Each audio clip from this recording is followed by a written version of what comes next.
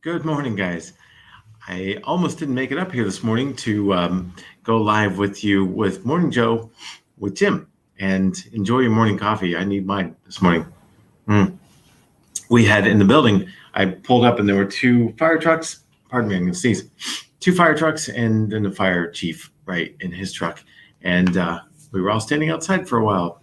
Apparently, someone on the floor below us started to cook their breakfast rather, and started a fire. I don't know how they did that, but thankfully it was small and it was contained, and we're all safe and up here, including the guy who cooked bacon on a George Foreman grill or whatever he did. I don't know. I think his name was Ryan. Ryan started the fire.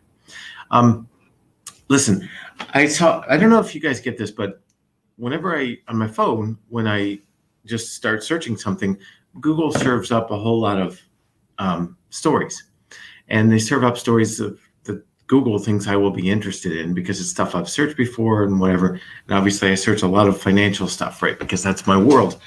And so this morning I saw just a big headline, how to become a millionaire. And I was like, that could go any which way. I mean, there's so many ways to get there.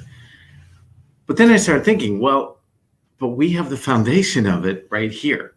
And laying the foundation solidly is sometimes the best. I mean, obviously part of your foundation is your income, right? Earned income. Part of it is your savings habit, and part of it is getting rid of debt or non-preferred debt, especially. And part of it is buying a house. When you're settled, when you're ready to buy a house, right? Let me share my screen and show you why I say that. Because, let's see, share screen.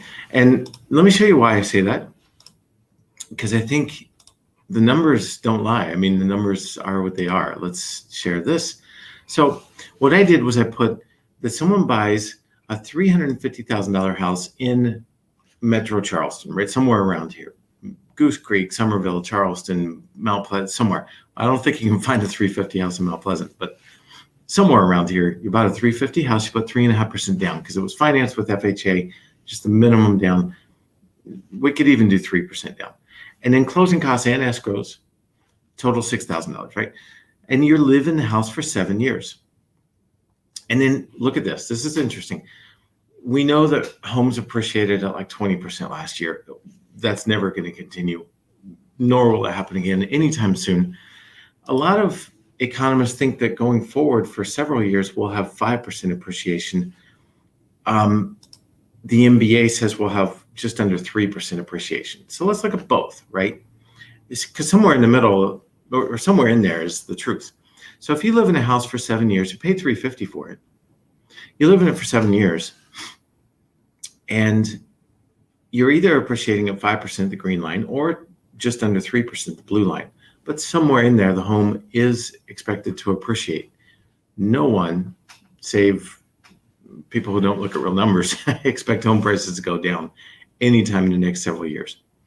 And if you do, then let's look at real numbers. Call me. Well, I can fix that because nothing indicates that. Okay, so that means your 350 home is now worth somewhere between 425 and 500 7 years from now, right? Just based on that appreciation. So you pay 350 today, or next month we close, right?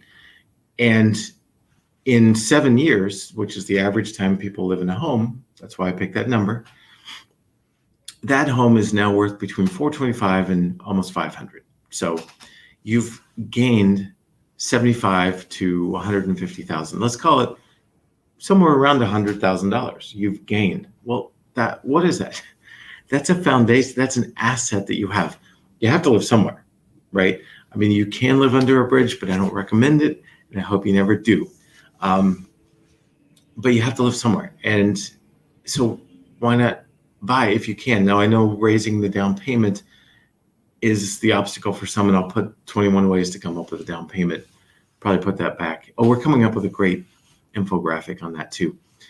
As soon as it's ready, I'll post it on this page.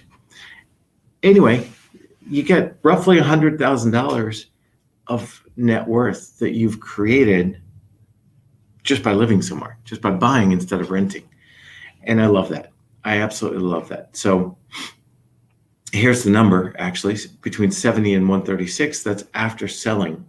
Because remember, it costs you something to sell, right? You pay a real estate agent, etc. So it's not really 75. It's more like 70. It's not really 150. It's more like 136. But somewhere between 70 and 130,000 is what you've gained in equity, and that's real wealth. So I love it. I think, again, stop share. There we go. So I love it. I think it's very, very powerful to be able to buy a home, and that's your foundation, a foundation for building wealth, owning real assets that appreciate over time, right? So I hope you do it. I hope we can help you. I'm happy to help with that. And in the meantime, have a great Wednesday. Remember, Ryan started the fire.